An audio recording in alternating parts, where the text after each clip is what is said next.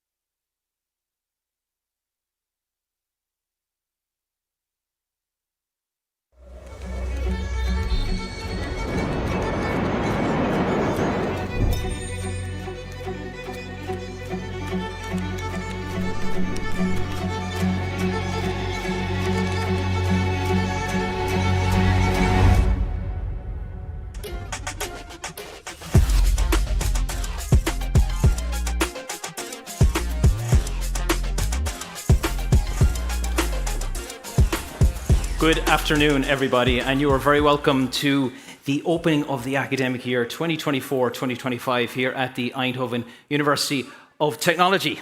A very more welcome to everyone here in the Blauwe Zaal and to everyone who happens to be at home watching right now as well, or at another location on campus or elsewhere in Eindhoven. We have a very nice program for you ahead today. My name is Barry Fitzgerald. I'm a science communicator here at TUE, and I'm going to be bringing you through the program for the afternoon. Today's theme is the power of green growth. Now, in today's program, we have a lot of very interesting and notable speakers. We have a panel discussion, we're going to have some videos, and we have a very important presentation to make in relation to that. Finally, we will end the program with the official opening speech from Rector Magnificus Sylvia Leenhardt, and then we'll officially launch this new academic year at TUE.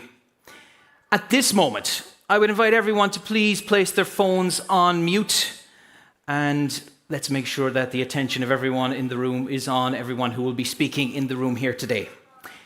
To start things off, I would like to first of all invite the President of the Executive Board at TUE, Robert Jan Smits, to the stage to open today's proceedings. A very warm round of applause, please, for Robert Jan Smits.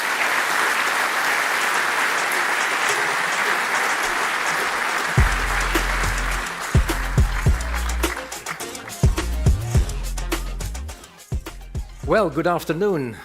It's great that so many of you are here today. Let me first of all welcome all of you present here in the Blauwe Zaal. But let me also welcome everyone who is online with us through the web stream of Science Business, our partner.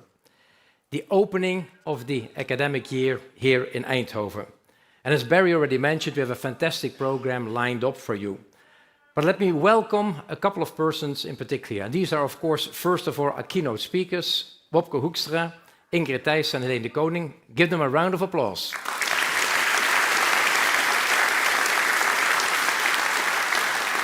As I mentioned, we have a fantastic program for you, the power of green growth.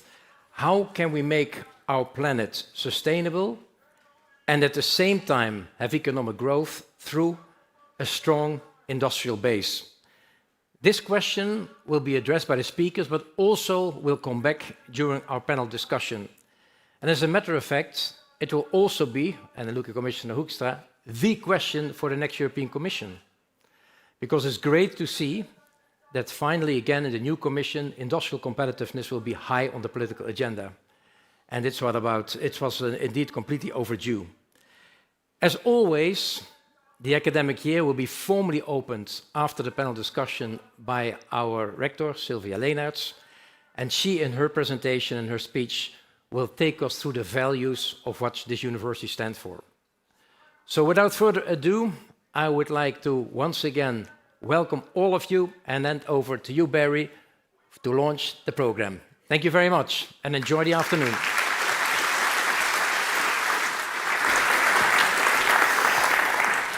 Thank you very much to the President of TUE, Robert Jan Smits, for opening today's program. So let's move swiftly on with the first component of the program, and we have a very important speech for you all to hear today. And our speaker is the Commissioner in Europe as proposed by the Dutch government for another term. So please give a very warm welcome to our speaker, Wopke Hoekstra.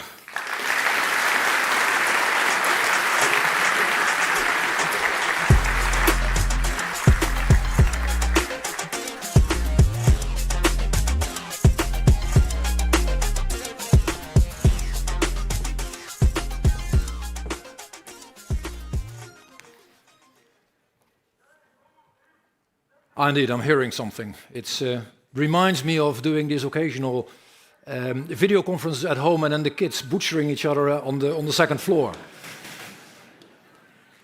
Ladies and gentlemen, let's not be distracted. It is a truly great honor to be here today, Robert Jan, at Eindhoven University of Technology.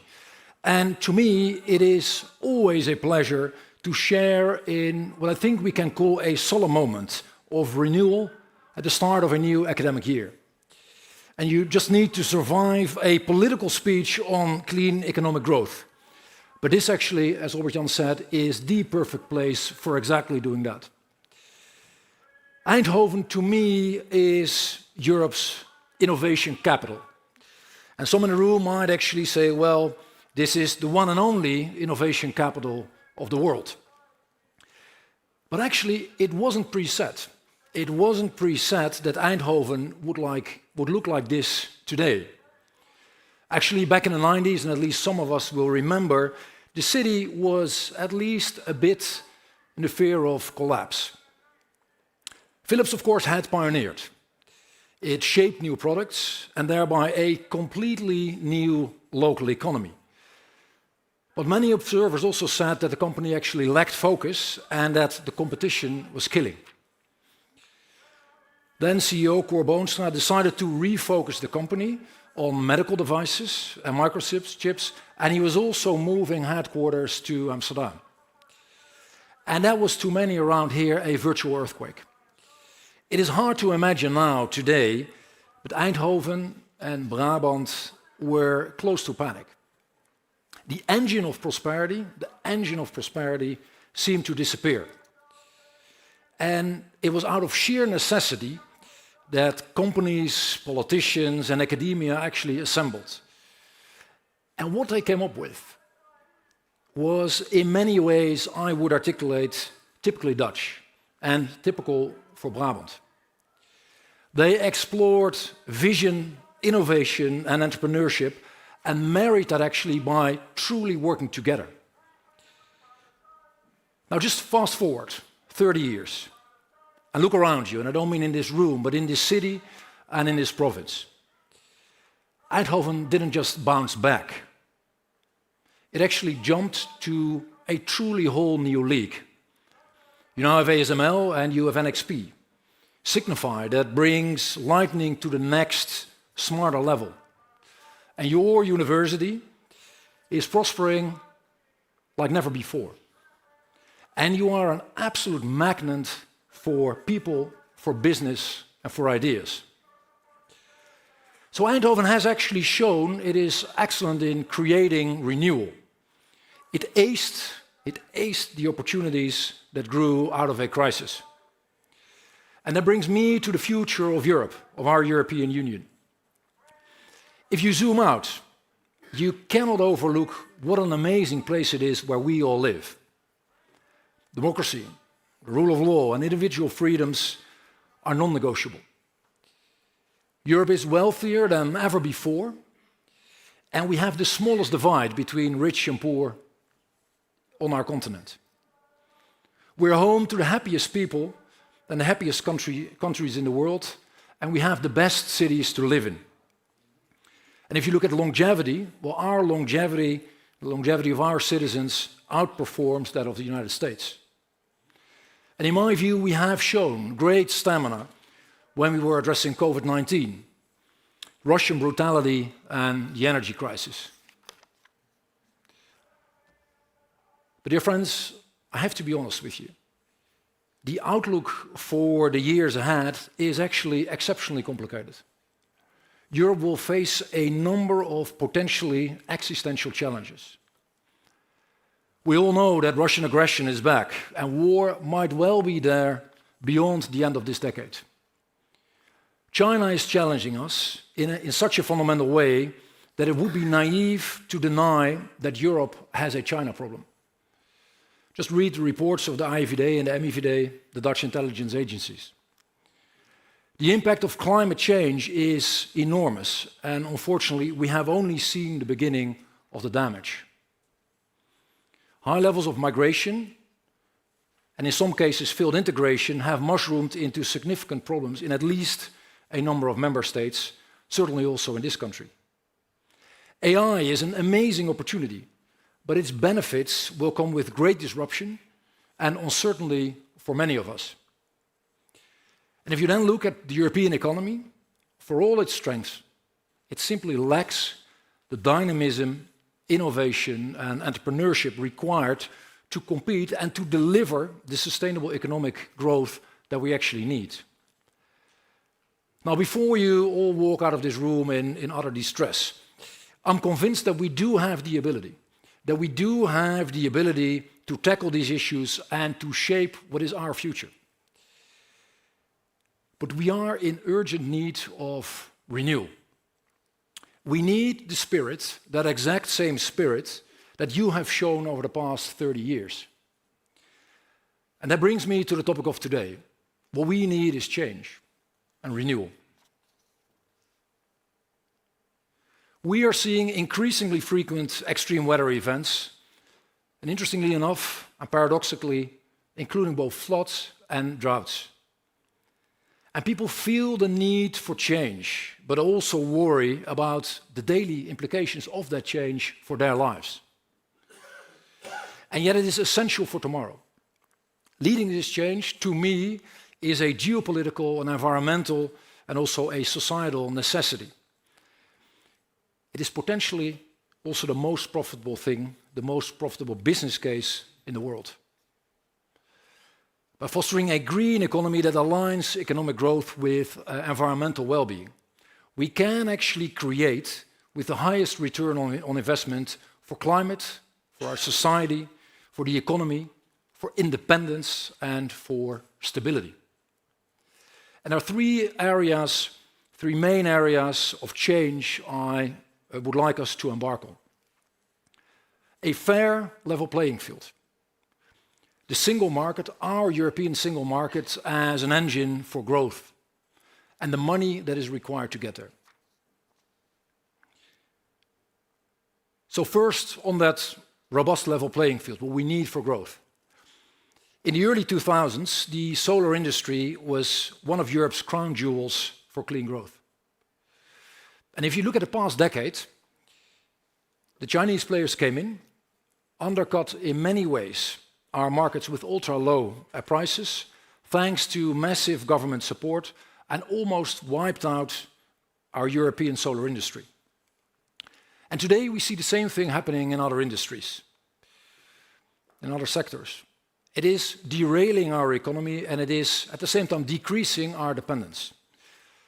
And that is not acceptable. We, of course, don't aim to sever our ties with China, but we will have to restore the balance. Equal rules, not more, not less. Equal rules for both parties, plain and simple. And to achieve this, we will no longer just talk, but we also have to act if competition continues to be fair. And Europe needs to counteract Chinese subsidies for electric cars that would otherwise overtake our European brands. We did the same in biofuels and other sectors, and will continue on this path. And we need to diversify our supply and cherish key industries in Europe. Take, for example, hydrogen. This month, we will propose the House rules for Europe's next auction of support for hydrogen projects. And while the first auction showed that European electrolyzers have a good presence, China is now oversupplying them at an ever lower cost. So we will ensure, and I will ensure, that the next auction will be different. We will have explicit criteria to build European electrolyzer supply chains. And if European cybersecurity and safety cannot be guaranteed, if the data of our people and our companies cannot be guaranteed, companies cannot get support. We need to move forward, and we need to move towards competitive energy prices for our companies. Energy prices, as many of you know, have a truly significant effect on production costs in various industries, and it ranges from chemical plants to computer chips.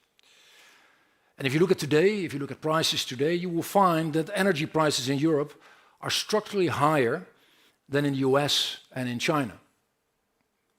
And if we want our companies to become clean, to become green, we need European rules for energy pricing that enable our industry to make the transition and really stay competitive.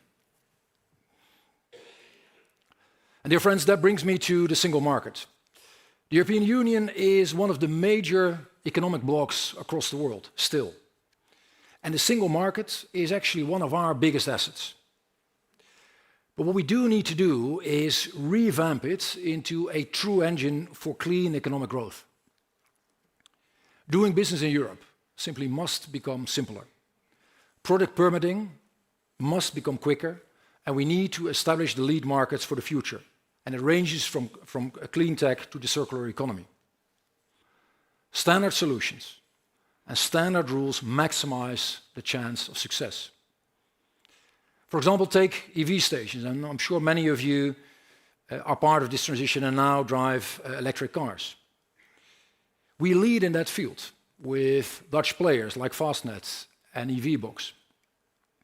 And of course, crystal clear, the safety and security of these stations is non-negotiable. However, different regulations per country actually disable standardization and unnecessarily are hindering growth. And in my view, in the future of Europe, that is not tenable. Right from the start of a new political cycle, I favor, and we need to put in place, a clear action agenda to remove such national barriers. And furthermore, we need to speed up permitting for business projects and business cases all across our member states. When you look at what Germany did, when they eased permitting rules for renewables, their growth actually went through the roof. So Europe sets the tone and sets in many ways the pace and the rules and the regulations on essential themes like climate, like human oversight, and like AI. And now that we have these rules, we must empower our businesses to actually innovate. The single market is the perfect place to kickstart clean growth markets like the circular economy. And now we come, and particularly my generation, comes from a world where we're actually disposing the vast majority of our goods. And I'm convinced that we are actually moving now to a world that completely, totally reverses that. And in that future, we will reuse the bottles, the jeans, the furniture, all basically that we're using in our households. And companies will be doing the same with materials like bricks and woods. It's actually cool, and it is also common sense. But maybe even more important than that, it is a great, great business case. So let's make sure we are setting the parameters to make it happen. And finally, government contracts should create lead markets in our single market rather than honoring the party that is just and only offering the lowest possible price. And of course, that is important. It should always be a criterion. There should always be competition. But actually, smart tenders set company goals to use clean energy and use each other's materials. And if we manage to pull that off at scale in the European Union, we will tremendously accelerate clean innovation. Ladies and gentlemen, that brings me to the third and final issue. Money, financing, investment. You all know that collaboration is a hallmark of Dutch expertise, but that is also true for that pragmatic inquiry, what kost dat? What will it all cost? So let's be clear. It will require substantial, truly substantial investment. Public, a private, and a combination of the two. Now first on public money. In every public office that I have held, I have advocated for national governments and the European Union to truly prioritizing funding the future. And thus spend more on R&D, more on clean energy, more on clean technology, AI, and on innovation itself. It is a necessity, and I know here I'm preaching to the converted, but it is something that is so tremendously important that we need to continue to say it. And it is also a great business case for society. Just look at this place. On private sector money, which will be the bulk of the funding, make no mistake, when you think about big offers, you might think about the government, but actually private sector will be much more. If a student in this room or at this university or at any university develops a groundbreaking platform like Fastnet or like Adyen and aims then to expand across Europe, they should have seamless access to financing opportunities throughout this continent. And it is up to us, it is up to the next Commission, it is up to me to make sure that we make that happen. And therefore, in my view, the moment is ripe, finally ripe, to move towards a capital markets union. in which we will be eliminating the obstacles that prevent the free flow of banking, and particularly venture capital and private equity across member states. The economic potential, make no mistake, is absolutely huge. Just look at the US and see how they benefit from having that in place. And finally, complicated but very much necessary, we do have to bridge the worlds of government and business in the domain of investments and create hybrid financial vehicles. Call it a green investment toolbox, where public co-financing or guarantees crowd in rather than crowd out far bigger amounts of private investments.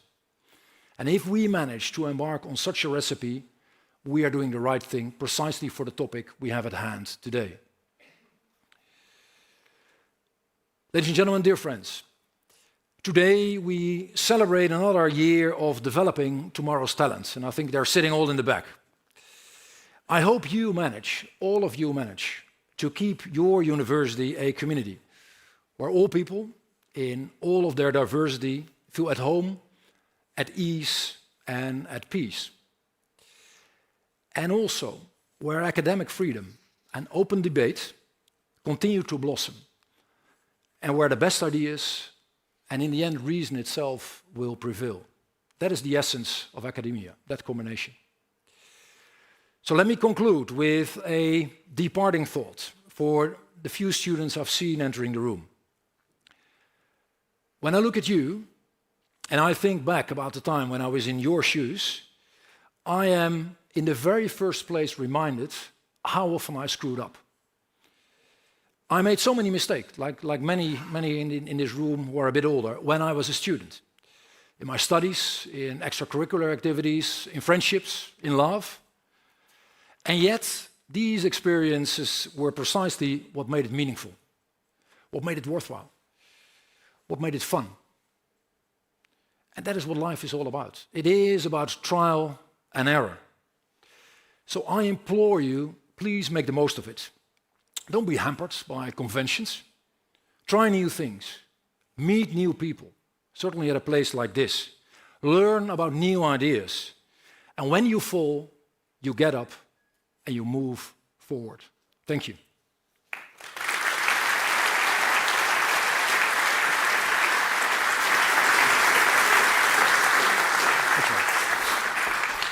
Wopke, thank you very much for the very nice speech. First of all, I'd like to commend you on how you did with the speech, given that it seems like you have a lot of practice in dealing with background noise that could distract you in terms of delivering that speech. So thank you very much for that. I'm sure the audience are very appreciative of that fact.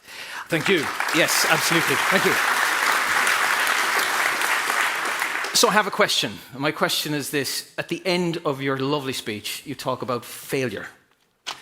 And now you want to have a list, or? No, I certainly don't want to have a list, because we could be both of us here all night. But the one that you brought up, I think it's very nice to combine the professional with the personal. You mention failure in love. And I think everyone in the room has had failure or mistakes in love.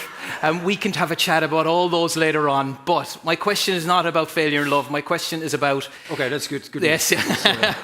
My question is about failure in the future. Yeah. How urgent is it that we don't fail in the future, given that we have guidelines in place, such as perhaps something like the Green Deal? Why is it so urgent we don't fail now? First, I will spend 2 seconds on love, because there are at least 2 people from my team in this audience who said that is the part that you need to scrap. So if you would have indeed had a question on that, I would have heard this until eternity. But then to your main thing, you never know, and none of us has a crystal ball. But if I were to articulate my thinking on whether the world will get safer and easily more prosperous and more harmonious, or that we will see more chaos, that we truly need to fasten our seatbelts, and that we have only seen the beginning of geopolitical friction, I would absolutely argue that it is going to be the latter. Unfortunately, we are in a place where all these things are happening at the same time.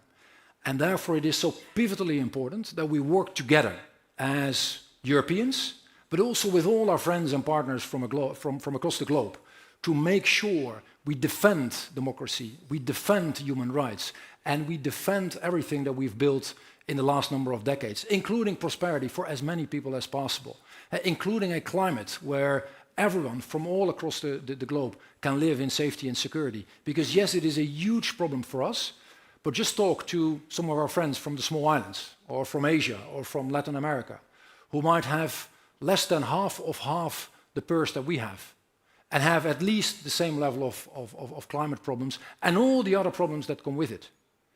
So we're in this together, we need to fix this together, but the next 5 years will be absolutely crucial in setting the tone for the decades to come. Thank you very much, Wopke. Let's give Commissioner Hoekstra a round of applause. Thank you very much once again. Do you want your... Sorry for making a mess. It's, no problem at all. No mess in here, no mess out there.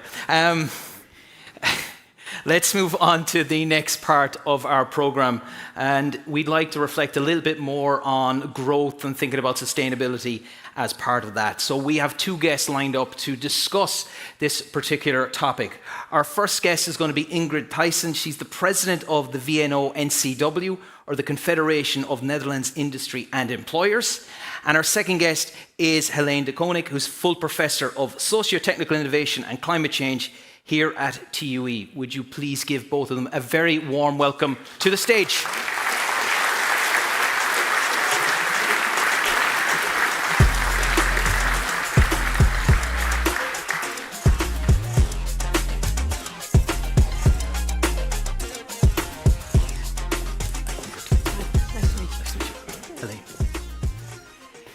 Yes, so I'd like you to just swap places. First, I'd like to have Ingrid here and then get Heleen on this side of the table so I can see you both.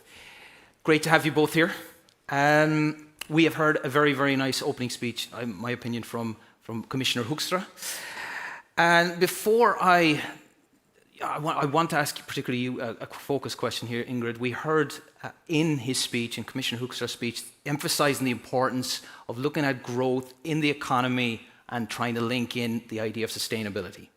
And this all relates to the power of green growth, which is indeed our theme for today. So from the industrial perspective, what is green growth and where is green growth going to go in the future from your viewpoint? Yes, well, first of all, I really want to thank you all for inviting me and having me here at this university, who is at the heart of our economic future. And your unique ecosystem here in Brainport, where all the students, the researchers and the professors, you are really at the heart of the innovation and the ideas. And it is so important for the Netherlands and also for Europe. So it's a great honor to be here. Then, of course, you...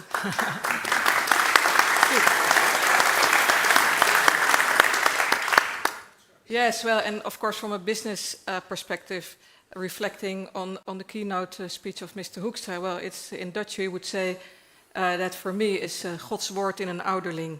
Well, how to translate that in English, but it's just that every word he says is, of course, what we think also as a business community. Then to green growth. We need green growth simply because the alternatives are not feasible. For example, fossil growth would be an alternative, but we cannot continue with exploiting our planet and heating our planet. So that's just not an option, fossil growth. Another alternative would be degrowth, but that's also not an option, not a real alternative, because I think it's just against human nature, and also it would just mean such a redistribution of wealth and income in the world, in Europe, in our country, that I think that would bring enormous tensions in society. And for example, to do the maths, when we would want the economy, the global economy, not to grow any further, and then again we grant, of course, developing countries to come to the same median income that developed countries have now, then we as Dutch people would have to hand in like 66% of our income. It's just not going to happen. So, and we will not then be able to pay for our public services anymore, our policemen, our nurses. So we need growth, and therefore it has to be sustainable. We need green growth. Well, when I look at the business, I see two types of companies now. One is, of course, what I call the green-born companies. They just, most of the time, they're the younger ones. They start off being green. And the other category is, of course, the older companies that are still grey or, well, a bit on the way to becoming green, and they have to become green. And I make this distinction because people tend to think that we only need the green-born ones. But when you think that, that's an enormous underestimation of the sheer volume of products that our society needs every day. So we need them both, green-born companies as well as the older ones that have to become green. And happily, I represent them both, so I don't have to make a choice between them. And also happily, when it comes to the conditions for those two categories of companies, they need the same conditions. And from a European perspective, Mr. Hoekstra already mentioned all the aspects that are relevant for them to grow and to scale up. And then when I zoom in to the Netherlands, the situation here, I think it's mainly about 3, maybe 4 things. One is, of course, net congestion and the price of electricity.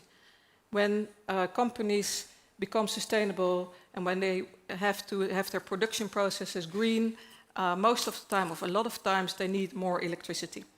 And therefore, it's a big issue now that they cannot get a grid connection to the electricity grid, but also the price of electricity is extremely relevant. In the Netherlands, the price for electricity is twice as high as in Germany, and it's 3 times the electricity price in France.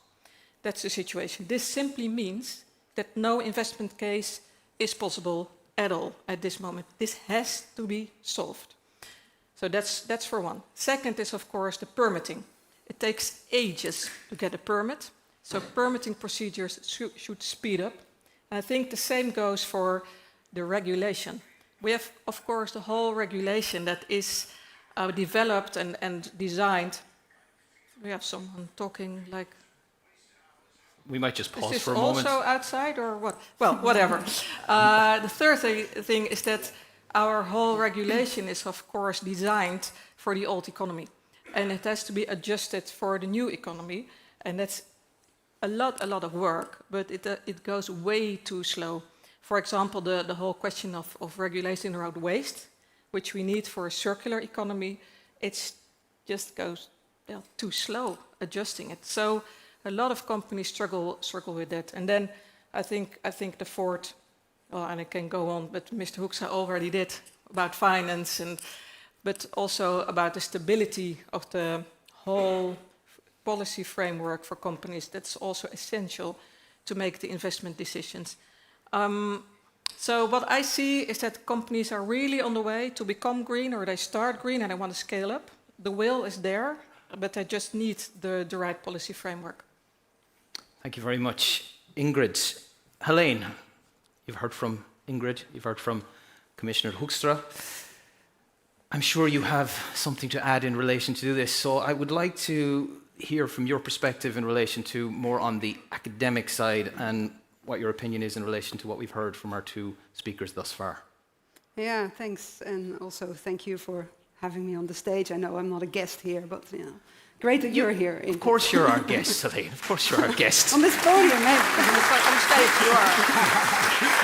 So So when I got the invite, right, green growth, I dove into the literature a little bit because I thought, okay, now I really have to understand what we're talking about, right? And immediately, indeed, I'm not an economist. The degrowth debate came up as well, because they're sort of seen as two sides of the same coin or not, or 2 completely different currencies, basically. And the literature is divided on that, I have to say. Some people really identify commonalities, because both are very interested in transitions and in big changes, including social changes. And others say, no, these are different worldviews that are in competition with each other. Now, one thing to clarify maybe about degrowth, I don't think anybody in the literature is talking about degrowth on a global level, right? When it's a discussion for developed countries, for countries who have a high level of economic development, of industrial development. and whose happiness actually is not increasing anymore with GDP growth. So that's for, when I'm talking about degrowth, I'm talking about degrowth only in developed countries. But we're talking about green growth here, right? So I'm not talking about...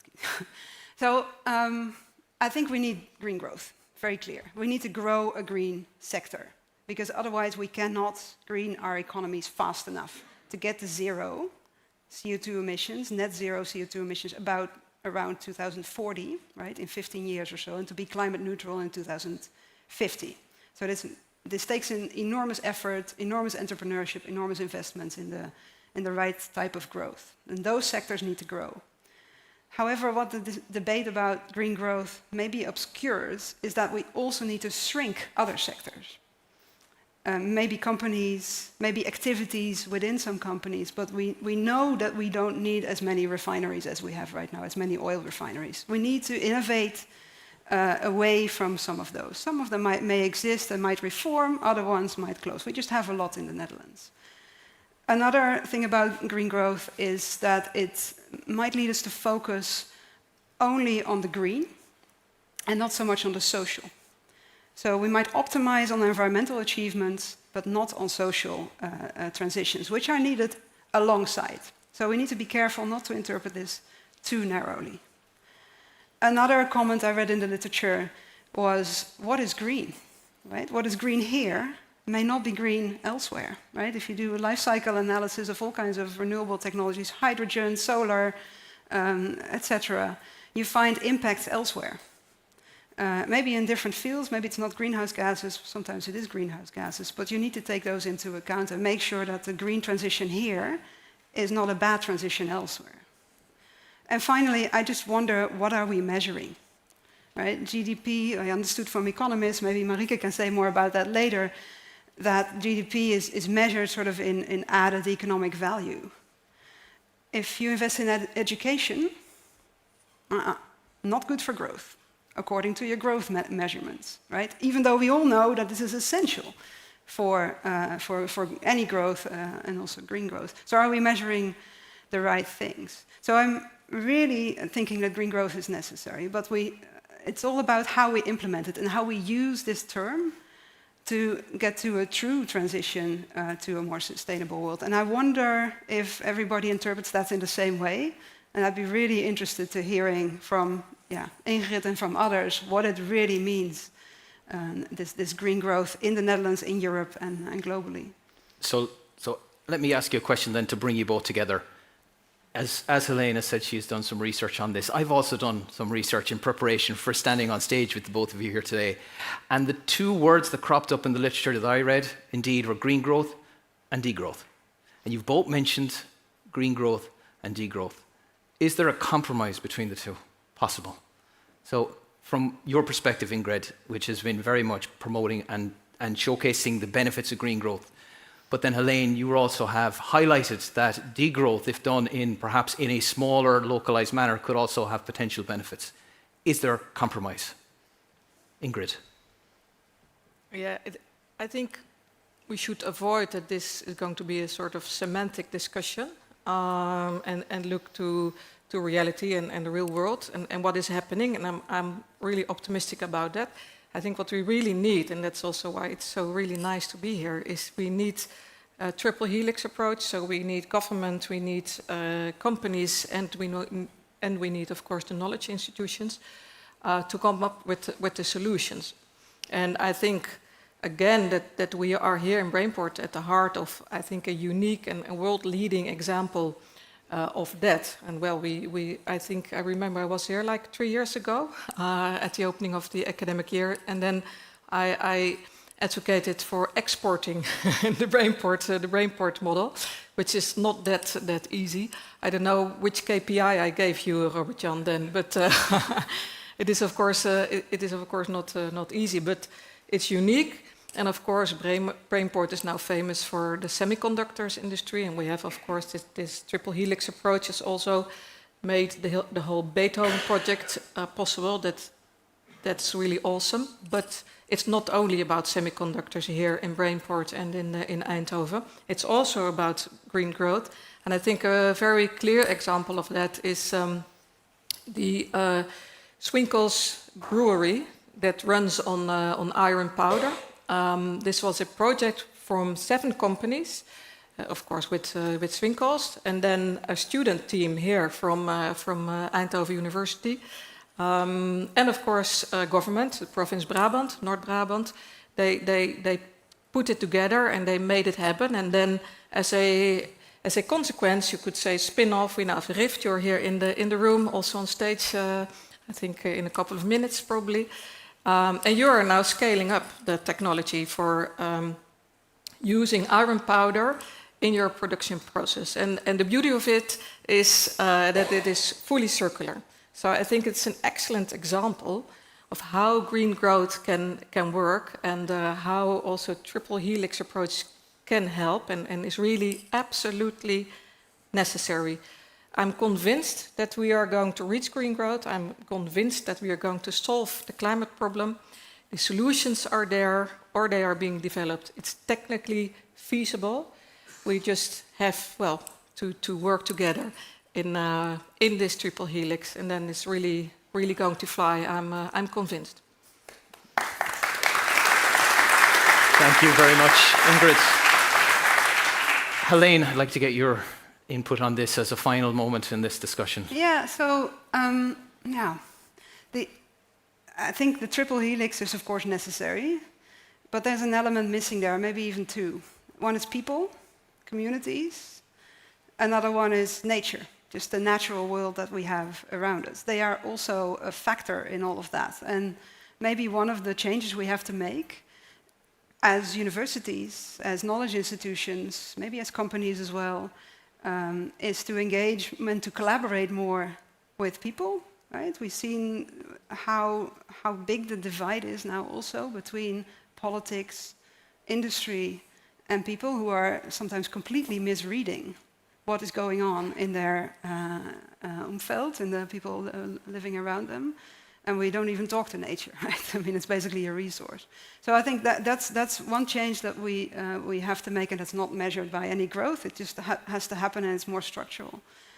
Another thing is the question of policy and what the public sector needs to do.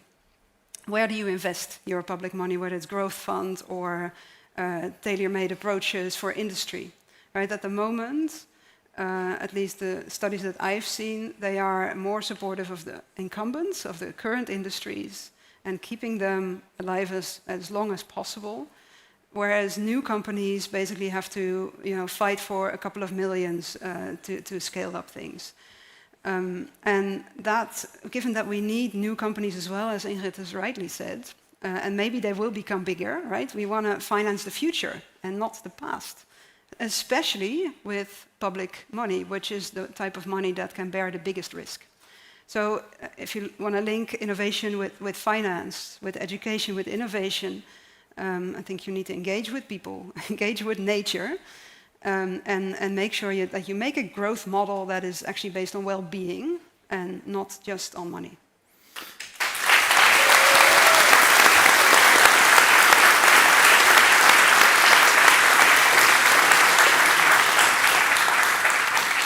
Thank you very much, Heleen. I would love to keep going with the conversation. I know you would, for sure. But there will be plenty of opportunities, of course, after the event. If anyone wants to speak with Heleen and Ingrid further in relation to this, would you please give both Heleen de Coninck and Ingrid Thijssen a very warm round of applause for an excellent discussion.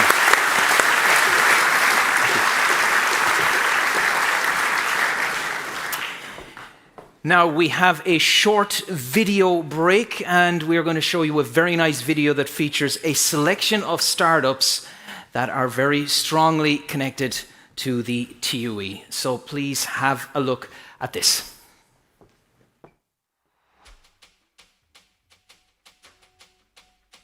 Wij zijn altijd op zoek naar oplossingen voor de toekomst. Vanuit de TUE ontstaan elk jaar meerdere start-ups die zich hiermee bezighouden. Op dit moment gebruiken we veel te veel fossiele energie in de industrie. In de voedselindustrie wordt er nu heel veel verspild, omdat er geen goede kwaliteitscontrole plaatsvindt.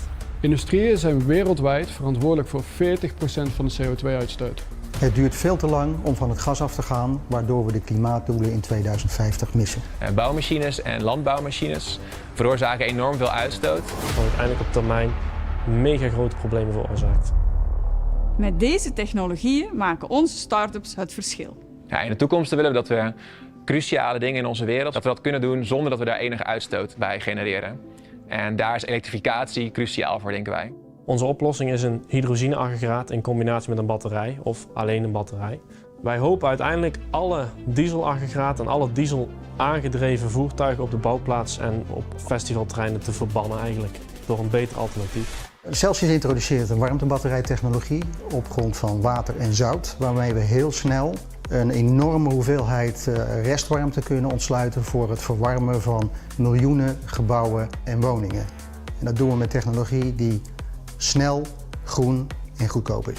We hebben dus een hele kleine chip dat je met behulp van licht instantaan de materiaaleigenschappen kan bepalen. Dus je hebt direct controle over je proces. Dus bijvoorbeeld voor plastic recyclen kan je het licht op het plastic schijnen en daarmee kan je dus bepalen wat voor soort plastic het is. En dan kan je ook bepalen of je het kan recyclen of niet. Met onze ijzerbrandstoftechnologie zorgen we ervoor dat industrieën wel kunnen verduurzamen. Uiteindelijk is onze doelstelling 1 gigaton CO2 te besparen per jaar in 2050. Dat is 7 keer de Nederlandse uitstoot, compleet bij elkaar.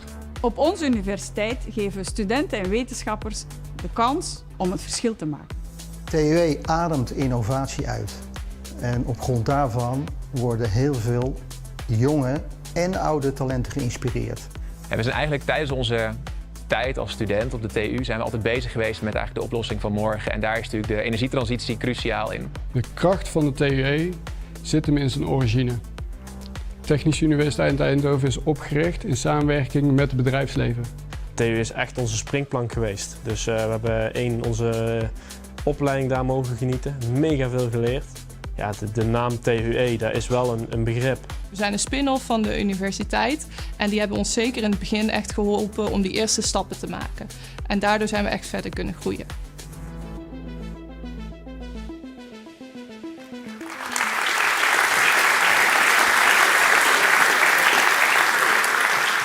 So this video featured some very impressive startups who have very, very strong links to the university, and we're going to have someone who was in that video with us in a few moments on stage.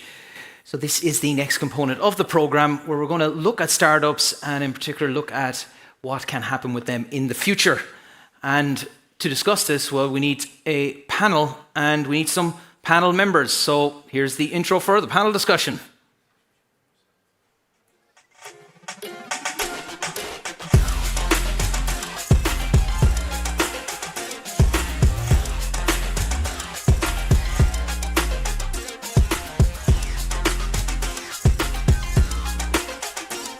So what I'm going to do is I am going to buy my members some time as they rearrange the stage, and I will give you the names of the panel before bringing them on stage. So first of all, we have Sylvia van Es, President of Philips Netherlands. We have Maurice van Tilburg, National Growth Fund Director at the Ministry of Economic Affairs. We have Marika Stellinga, economist and journalist at NRC. We have Mark Verhangen, who you saw in the video, who is CEO of TUE spin-off Rift. And finally, we have Robert Jan Smits, who is the president of TUE. And everyone is ready. Let's give them a very warm round of applause.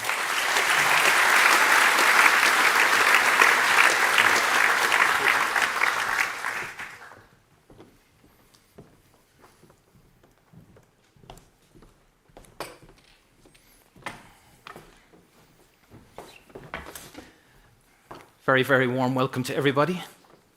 I hope you're enjoying the program thus far. I'm sure you have some very interesting things to say. I have some questions here. I'm going to start with Marika. I saw you taking some notes while Commissioner Hoekstra was presenting in your notebook. So I'd be very interested to hear, maybe you might give us a sneak peek on what you were taking notes on in your answer, or maybe not. As a journalist, maybe you want to keep those top secret. But we're talking about green growth here today, and we're looking at the results of the national and the European elections. In your opinion, how does Dutch society view the role of sustainability and the green agenda in the economy?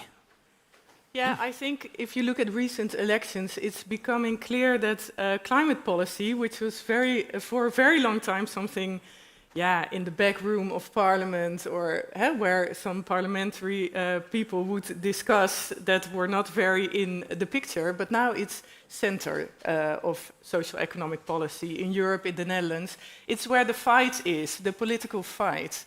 Who will get room and who will have to make room for others. And that fight is seen in Europe, where Mr. Hoekstra is, but also in the Dutch parliament, where I worked for a very long time. And I just listened to, as an economist, to the discussion about degrowth and green growth. And I find it very interesting because I think, of course, everybody wants green growth. But it's not something that will just come like this happy green-orange sun here behind us. It will require, I think economists have a method to unify degrowth and green growth. But it will come with very harsh measures. Unfortunately, measures that will be felt by everybody, by companies, by people. And that is, economists say, you have to give a price to the externalities in the economy. So, if you use, as a company, a lot of nature, if you uitstoten, exhume a lot of stikstof, nitrogen, if you cause a lot of CO2 emissions, then there has to be a price on that. And that will do two things in the economy. If you put a price, a high price, or you issue norms as governments, then you will have degrowth, because the activities in the economy that are not good for nature or for climate will diminish, because it will become more expensive to produce it and it will be more expensive to buy it. At the same time, your chances to get green growth, to get innovation, to stir up innovation with these smart people here, will be higher, because you will give backwind to the greener producers, to the new innovators that come up with greener products that are less bad for the world, less bad for the earth, less bad for our climate. And so you will give backwind to those initiatives in the economy. So you will have these two things, but that will not come cheap, and it will not be easy. As governments, you will have to take very strict measures, and you will not get away with padding big companies, like probably will happen here in the Netherlands. You will have to take the side of the new, of the companies that are not yet here, to grow and to become bigger. And now we do that a little bit, but we also give a lot of money to the old, to the grey parts of the economy, and then you are working against yourself, and you are running up a mountain with beton, concrete at your ankles. I do have a question related to this. No? Yes. Before I move on to Sylvia, who I'm sure will want to react to that, I do have a question for Sylvia. I do have a follow-up. I'm from Ireland. You can probably tell by my accent. Those who know me know it well. In Ireland, when the carbon tax was introduced, there was uproar in the society. Of course. An absolute resistance towards it. And the question then, just in general, before we look more closely at the company side of things, is the citizen willing to pay for all of this? And because citizens think, I think anyway, on the short term, often, and sometimes not on the long term, and maybe many citizens also think in that way. Yeah. Are they willing to pay? This is, of course, very difficult, and it will be painful. And so a way to do that is say we won't do it tomorrow, but we will do it in 10 years. And it will be phased in gradually. Actually, Europe is doing a great job for part of the market with the ETS system, which is one of the best decisions ever taken in the world. So please expand, do more of this. If we are going to tackle this problem, it will be through the European Union. So thank you very much for that. But of course it will be harsh. It will be harsh for citizens, and it will be harsh for sectors like the agricultural sector or the industrial sector. So you need to And we are smart enough for this to invent policy that says it will not be tomorrow, but in 2030, you will live in a different world. We will go there gradually. If you want to change, we have subsidies for a couple of years. Please, not for a long time, because then you will fat, dumb and happy is what Mr. Wenning said here last year. Then you will make a lot of fat, dumb and happy companies in the world. So make it smart. And you have to, I think also, Heleen said that, protect a part of your population from falling in poverty. And that is why degrowth advocates, people that advocate degrowth, are talking about basic utility functions, like energy needs to be a basic utility again for people. They are just talking about, we see this huge transformation coming, and you need to give people, I'm very bad with words today, vangnet? You're very good. Safety net. Safety net. You need to give people a safety net to fall on, to land softly. So you need to be very smart about the policies that you implement. Let me move to Sylvia, and I have a question in relation to the view of green growth in general from the perspective of large companies like Philips. But I'm sure that in asking you this question, you may also reflect on some of the answers you just heard. Yeah, well, let me say first, talking on behalf of Philips, of course, here. We're certainly not waiting 10 years to take action. And even though we're not a newborn company in terms of Ingrid, but this is really part of our daily DNA for Philips.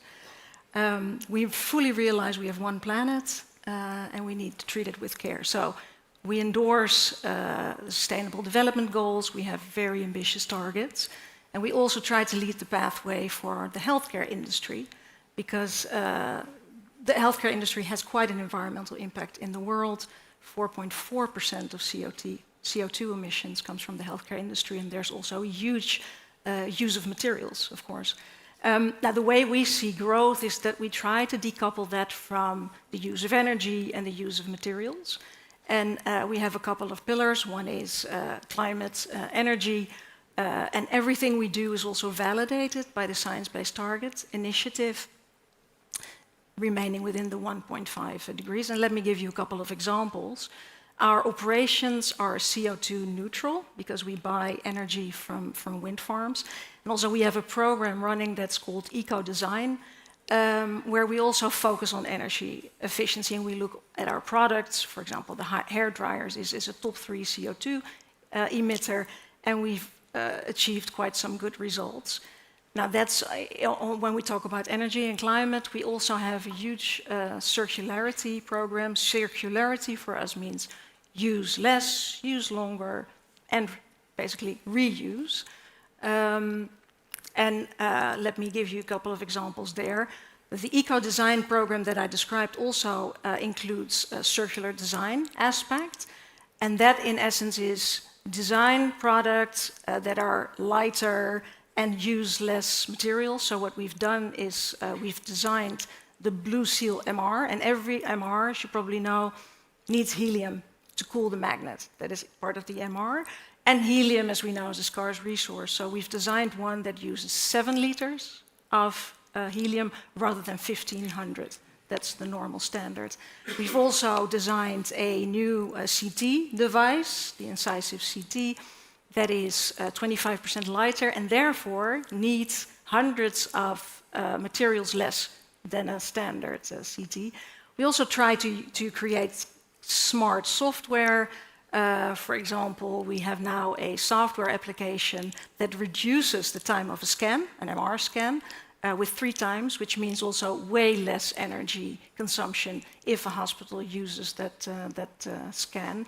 And of course, we have quite a large refurbished site where basically we refurbish large medical devices. And if a hospital opts for a refurbished device, 75% of the materials is recycled. So, and then, the third pillar is biodiversity. So all our sites have also a target on biodiversity. But that's, I think, to say that really it's part of our DNA and we work on it. It's really an integral part of what we do every day, sustainability. Well, it sounds like it very much is in terms of the things that you are working on at the moment. But let's go to the other side of things. Let's go to where startups and their experiences. Mark, we saw you in the video talking about Rift. And you're at a position where you want to grow, you want to excel, you want to contribute in the best way possible to the economy and to the environment. What tools and supports do green growth startups like Rift need right now? Yeah, green growth is not easy. It really hurts in a sense that you really need work hard to get that innovation on the table. And for a startup, this means a startup has always 3 general problems. There's too little money to execute all the milestones.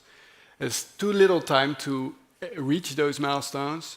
And often you don't have the right people yet on board, but you have to accomplish it. And this is where we all can really facilitate, I think, all the startups with, is getting them faster, which means, for example, is ensuring that the facilities are there.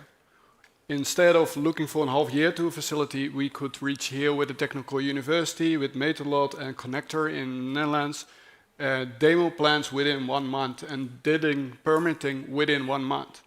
That spares us 10 months, which is not being paid and being really investigated and going forward. Same for the investment sides. That governmental support is really there. Look at the ROMs, look at the InvestNL, look at what the European Investment Fund is doing right now with investing in all the funds. That is crucial to get the money there, to get faster, and to do that with the right people. Okay. Now, back to you, Sylvia, though. We've heard from the small, but I want to come back to the big. Because do you see a responsibility from the large multinational side of things towards green growth startups like Mark's Rift? In general, I think we feel great responsibility for sustainability, not only with us, for example, our supply base. We have a target that also our supply base should endorse science-based targets, for example. But also we work a lot with startups, either directly with startups and scale-ups, because with our ESG agenda, I think that's a great opportunity for collaboration. And we also work a lot with investment funds, Deep and High Tech Excel, who also have very clear ESG agendas, and definitely work with. So Mark, from your side, does this sound like something positive? Yeah. Short but sweet. Yeah. No. Would you care to elaborate on why it's so positive and what might be also needed from your perspective? Yeah, so in the end, it is time, money, and people. There are really a lot of competent people already on board on those companies. And you just can call them and ask them for advice, and you get straight advice from the industry directly forwarded in your product. And next to it, for us, we collaborate with 12 strategic partners, which invested almost 8 million euros in our development right now. And we are challenging those companies to invest every day more and more and more. Sometimes they don't like it, we push a little too far, but in the end, you can make great things then together. Well, if you don't ask, you don't know, right? Yeah, true. That's it. Pick up the phone and call. Yeah. So I can imagine, though, from the governmental side of things, that there is some things that could be done. So Maurice, from your perspective, how can the government help startups, in particular when it comes to navigating through the so-called valley of death? And then what instruments are available to help them? Yeah, it's a big question. Let's try to address it with 2 topics. One is around, I think, the phases they go through, and the second is around what I would call the Maslow pyramid of markets, the reality. So the first thing is, I think there are, for different phases, there are instruments still in place. So when it comes to research and development, there are generic things like WBSO, which is sort of research and development instrument, but it's more fiscal. Same for the Innovatiebox, it's fiscal to address, but then you would have to need to make some money to offset taxes, right? So that's probably for larger companies, etc. Then there's a part where it's private and public collaboration. We heard about that before, which is super important with the PPS. Of course, the growth fund at the moment is being paused for new investment, but it's good to understand that these projects, there are 51 projects, total 11.7 billion, that are hard working on demonstrating why this is so important, what they can achieve. And then there is typical company funding type of structures like InvestNL, like the regional development agencies, and also very specific sector components. So that's really like the TTT, where I think we should be expecting a new tender in some time. So these are things happening there. But at the same time, the Maslow pyramid, I thought, also requires support from the government. From the below part, societal, I think there's a challenge, because I think here everyone will agree. I don't have to convince anyone about the importance of innovation. But I think societally, also worldwide, is a more larger question. What's the importance of this compared to other stuff? Why do we invest in this, etc.? You see this also in a political environment. And it is important to address the concern, explain better probably also what innovation does for the everyday person out there. Like we are creating new seeds that are climate resistant, that will be used to continue the export of massive Dutch seeds for the crop production in the world. We need to, in several industries, we need to improve what we do. There's other levels like competition. I mean, if we were happy to drive the world from the Netherlands and control our own world, it would be fantastic, but we need, and I think that's also a new movement towards a national technology strategy, making choices, going, I think, towards more industry type of treatment, make sure we focus on certain areas. And then finally, of course, the money topic, which is also important because at the moment, either companies need to be able to be helped earn money quicker by the government, probably by either defending or stimulating new type of industries or industry practices, or by funding. And these things, I think, we're working hard on. Good to know that there will be going some additional money to InvestNL, where we're looking at blended finance and other structures to make sure it really comes. It becomes readily available for companies that really have potential to make that next step. So that's maybe a large mouthful, but it's I think what is happening and what we're doing and what is probably coming the coming time. It is good to say that there are, of course, I mean, some cuts have been announced in terms of subsidies, and that's of course something we need to look at, how that will hit all the amounts that can be distributed across the Netherlands. But I think for now, signals that we've seen is that the instruments themselves will remain there. Okay, thank you very much for your answer. I have one final question. That is for the president of our university. We had a very nice video earlier on that featured some very prominent startups from TUE. They have links and strong links to TUE. You must be very proud of what you've seen in that video and what you see on campus. I mean, who would not be proud if you see this? Each day on campus of this university, I see the most beautiful examples of entrepreneurship amongst our students and researchers. I see fantastic startups. It's just amazing how vibrant this community is, but also how many solutions are being developed for the grand societal challenges we are facing, like the energy transition or even the agricultural transition. And therefore, it's such a pity that the current government has announced these enormous cuts in investment in education and science.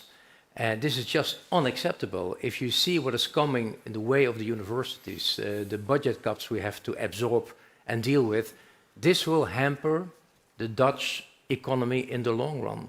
This will hamper the creativity. This will hamper us to deal with the grand societal challenges. So I'm quite outraged by these budget cuts which we're going to face, and I hope many of you here as well in the audience.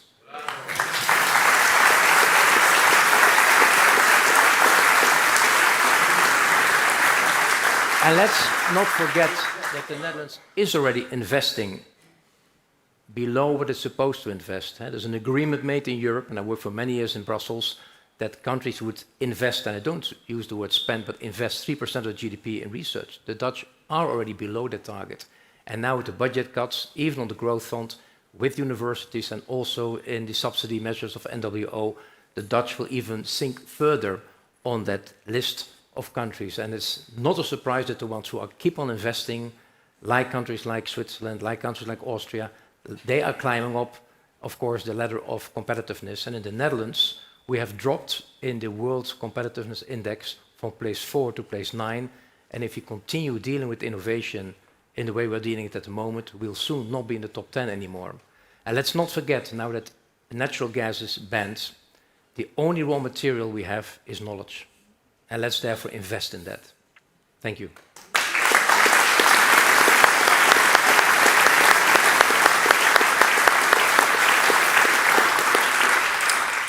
Well, I would like to continue the discussion, of course, but I'm also looking at the time, and I would like to take note that we've ended the conversation talking about a sense of urgency, similar to what we have talked about in the other components of the program as well. I'm sure that the members of the panel will be very happy to engage in discussions afterwards. Yes, I'm sure you will. I would very much like to hear some of those discussions, if I may. Let me ask you, everyone in the room and everyone at home, to please give the panel a very warm round of applause.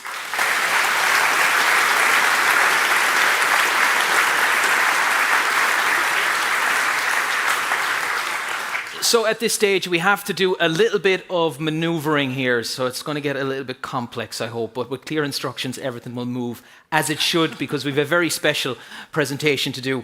But unfortunately for this presentation, some people have to leave the stage and some have to join us on stage. So at this moment in time, I'd like to invite Marika Stellinga, Sylvie van Hess and Robert Jan Smits to please, unfortunately, leave the stage. So we give all three a round of applause.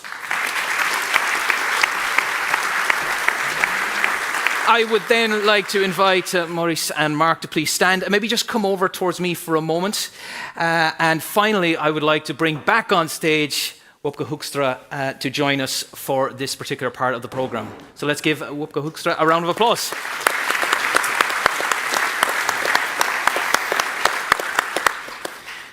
So there is some rearranging taking place behind me. Wopke, I'll ask you just to stand here.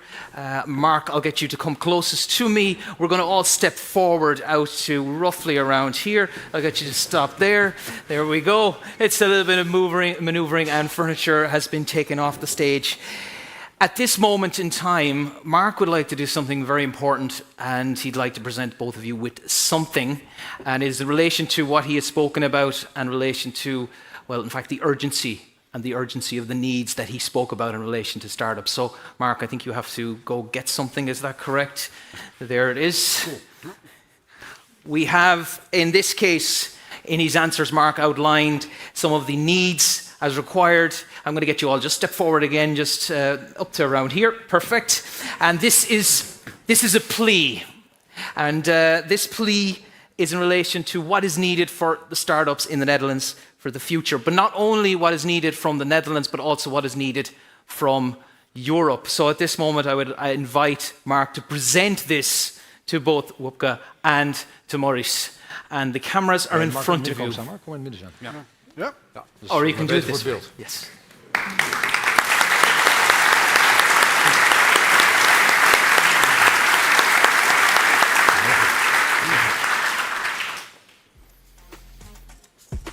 Do we have the photos taken? Or do you want to continue taking photos? Yes. Very good. Great, we have the photos. But at this juncture, while I have you back on stage, Wopke, I'd like to maybe get your reaction very quickly to what you've heard. And you can't read this. What does it say? So I will tell you in a sec. I will tell you what it says. It says, we asked The Hague and Brussels for more investments, more talent, better access to infrastructure and facilities such as labs and clean rooms, quicker procedures, so that means less red tape, and finally, balanced public-private risk-taking, such as public sector as launching customer. Those are the points on the plea. So having got you back on stage, I'd like to maybe get a very swift reaction, Wopke, in relation to this and what you've heard so far. Well, it is music to my ears, and I think it links and it combines many of the things that all the people on stage have been saying. And you know, what I have to admit, whenever I go to a technical university, is that on the one hand, I know next to nothing about technology.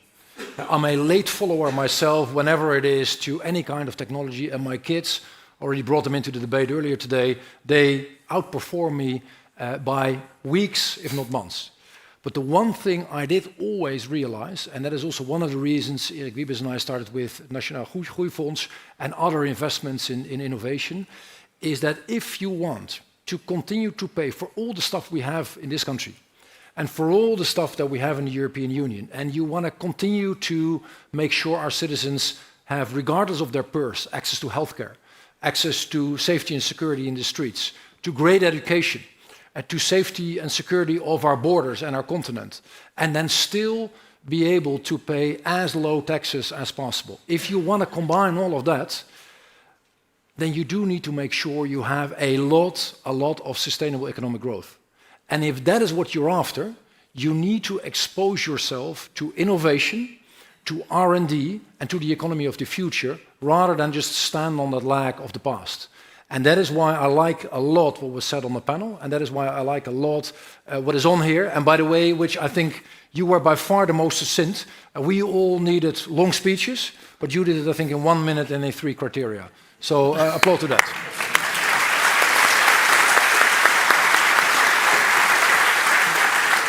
I'd ask Maurice as well, very quickly, for your reaction. Yeah, I mean, this very much aligns with the strategy that we have, what we think is important to bring technology to the next level. And to be honest, working 4 years at TechLeap, I think I've written the same speech some time ago. So I think it's probably due time that this gets the right level of attention. Thank you very much. It seems like you want to keep this. I'll bring it home. You'll bring it home. Very good. It's okay. Let's give our speakers one final round of applause as they leave the stage.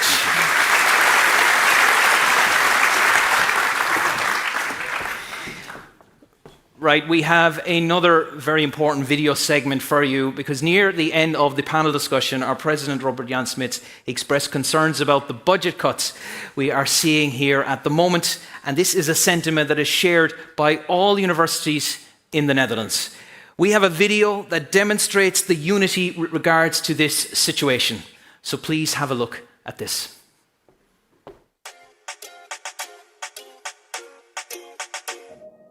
Onze universiteiten helpen Nederland vooruit. Maar als het kabinet de bezuinigingen doorzet, kunnen we dit allemaal kwijtraken. Er staat veel op het spel. Nieuwe medicijnen die levens redden. Voedselzekerheid en een toekomst met schoon drinkwater. Het beste onderwijs. Economische groei en banen die onze regio's sterk houden. De bezuinigingen van het kabinet brengen de vooruitgang van Nederland ernstig in gevaar en dreigen wat we samen hebben opgebouwd te laten instorten. Laat dit niet gebeuren. Stop de bezuinigingen op onze universiteiten en wetenschap.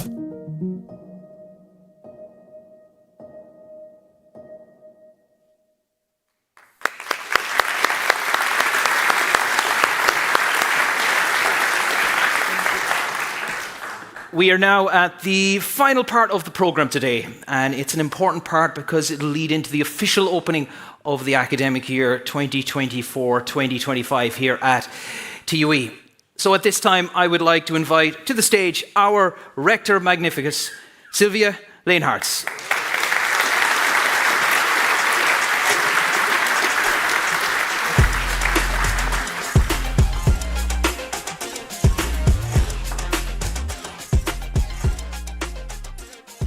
Dear partners, dear students, faculty and staff.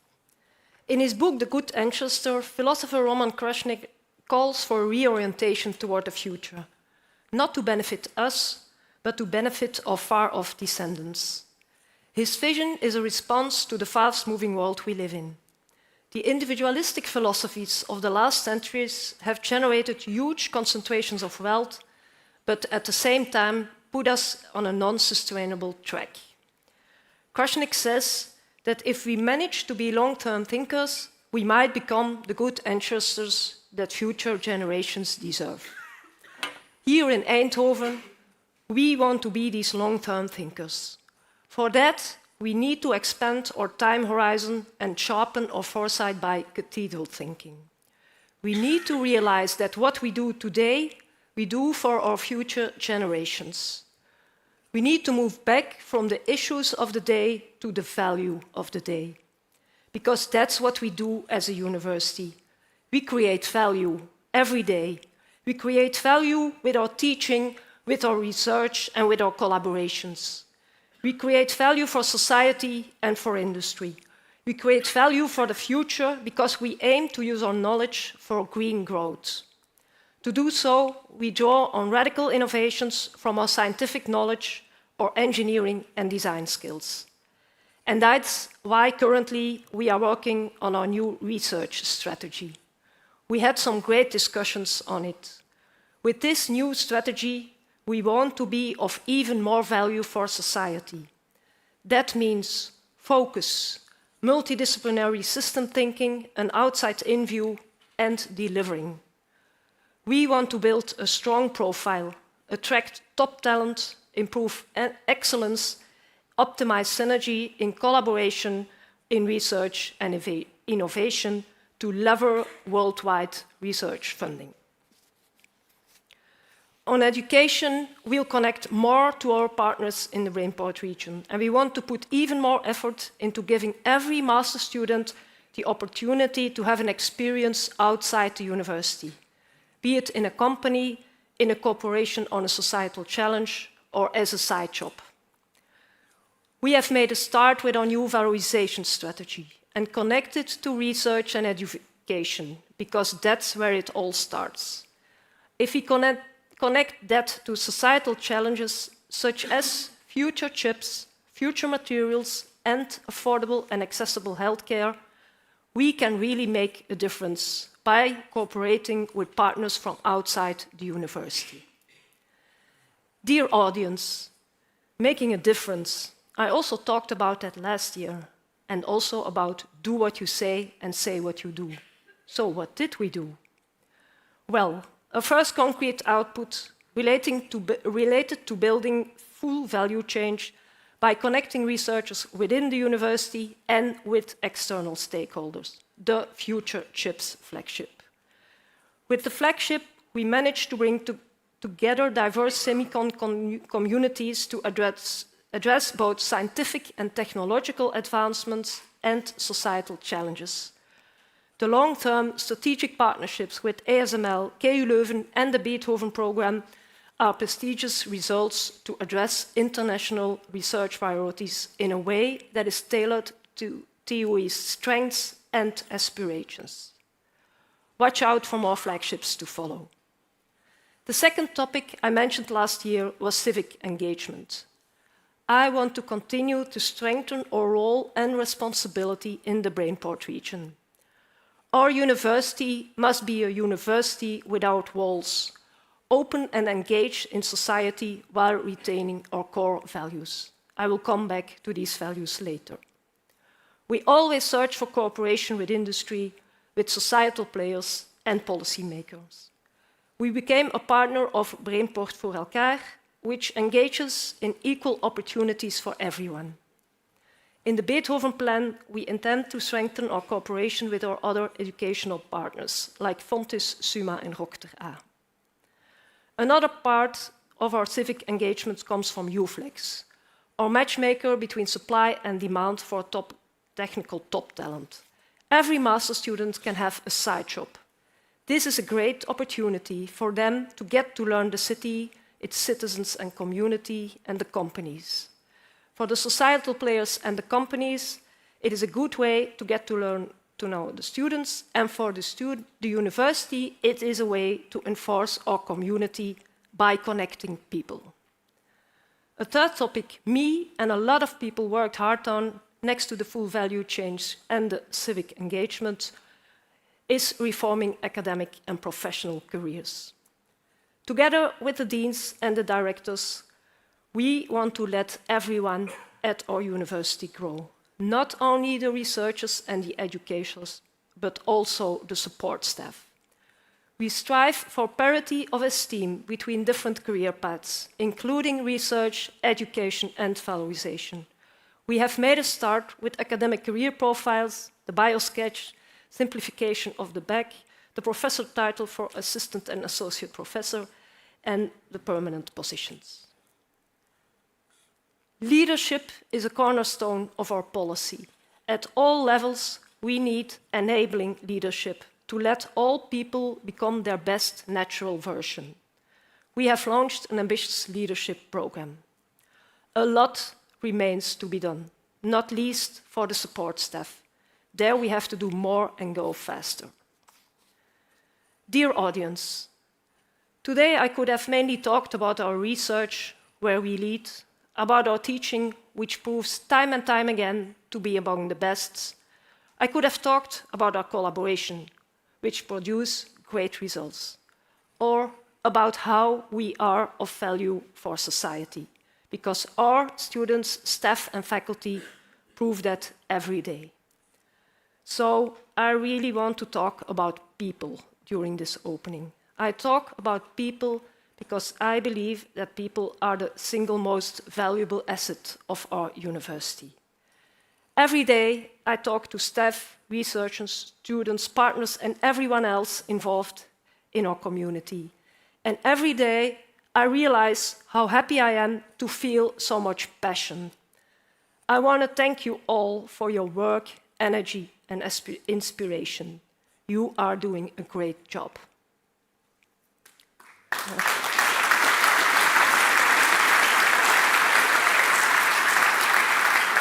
Thank you. I really feel like we are in it together. As one TUE, we want to strengthen our reputation as the universities where students, staff, and faculty want to be, not only for our education, research, and innovation, but also because of our nice culture, the aggregate of the common values and beliefs of a group of people. It's all about people and the connection between people, true care and attention for each other. That's at the heart of everything we do at TUE. That which isn't good for the hive isn't good for the bee, said Roman Emperor Marcus Aurelius in his Meditations. He talks about the interconnectedness and mutual interdependence of all things in the universe. One for all for one. These beliefs are the making of a very strong culture, one in which people are committed to the organization and to one another. I truly believe in his views. At our university, we want to grow together. Together with the departments and the services, I want to go on to create a value-based culture that provides the base for empathy, trust, and respect across everybody at the campus community. Having a set of well-recognized and well-supported values is the backbone for creating a culture that enables a challenging, inspiring, safe, and sound environment for everyone in the organization. As TUE, we want to take the lead in integrity and social safety. I am very grateful to all those 900 people who got involved in our broad bottom-up process last year for having redefined and reinforced our TUE values, including what they mean for the individual and for the community as a whole. These are the 4 values that emerged from this joint process. First, we are curious. We cherish curiosity and creativity, driving us to explore, question, and innovate, encouraging continuous learning and discovery. Second, we are open. We value an open, accessible culture and are transparent and trustworthy about our actions. Third, we are respectful. We care for each other, we treat everyone with respect and show empathy and trust. Fourth and last, we are responsible. We shape the future, take the lead and make a positive impact on society. Curious, open, respectful and responsible. In the spirit of these 4 core values, we launched the Integrity and Social Safety Desk. I am very happy with this much needed support. This desk is the one-stop shop where everybody can go for support around integrity and social safety. The focus is on listening, having an open conversation. If needed, the social safety and integrity expert team will discuss the team, facilitate and coordinate an adversarial process.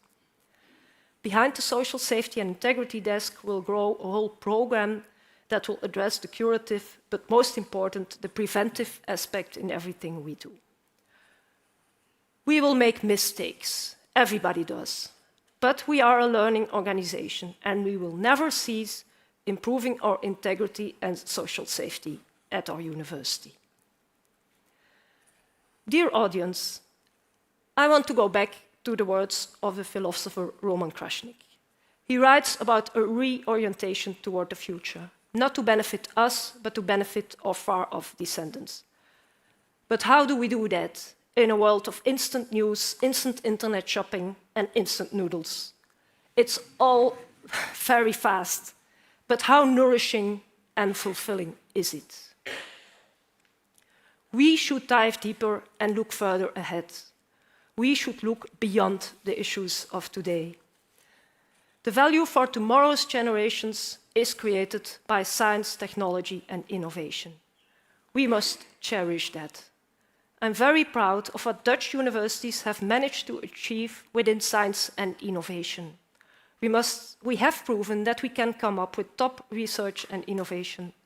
So what I want to say to the new cabinet, choose for talent and we will deliver science, technology and innovation for as many people as possible. We will keep being entrepreneurial and work on impactful education, groundbreaking research and value creation for future generations. We will focus on what generations of tomorrow need and what they really value. We all have the chance to become good ancestors and create a better tomorrow. Let's do it. And don't forget, take care of our TUE, of each other and of yourself. Thank you.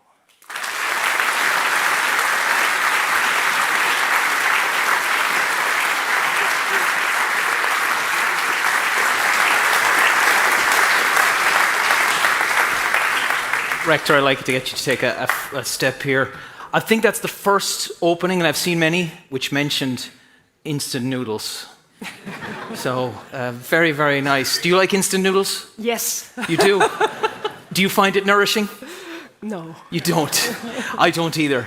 Well, we have to do one important thing after this very inspiring words you've shared with us this afternoon. We have to officially launch the academic year. Now, the famous button is making its way to the stage, and this year it's green. So we have a nice green button here. We've done this before. It's not for me to press. This is entirely over to you. And we're going to have a countdown start in a moment to get ourselves started. So once I get to 1, it'll be up to you to hit that button. All clear? Yes. Hopefully it all goes fine. Right, let's get the countdown started then with 5, 4, 3, 2, 1.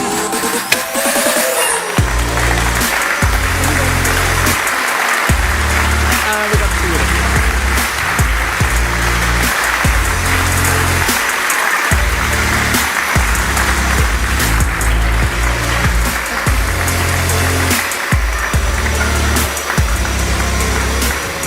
And they're going to keep going like that all day to celebrate the opening of the academic year. Thank you very much for everyone being here for today's opening event. We hope that you have enjoyed it. We have had a very interesting program. Of course, we have concluded with the very inspiring words of our rector. So please give our rector a warm round of applause once more for a fantastic speech.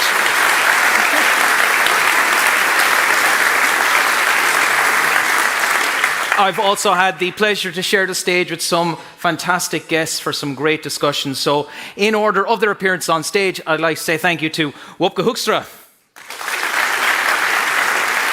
Ingrid Thijssen, Heleen de Coninck, Marieke Stellingen, Sylvia Van Es, Mark Verhangen, and Maurice van Tilburg. And of course, not leaving out our president, Robert Jan Smits, who opened the ceremony for us today. I would like to wish everyone the very best for the new academic year. I hope it is a brilliant one, a successful one to all the students. Hope everything goes great and you discover brand new things that set you on brilliant directions in the future. And for the researchers, best of luck. Research is a tough game, right? Yeah. Thank you very much for everyone for being here. Safe home. Bye-bye. And to everyone else at home.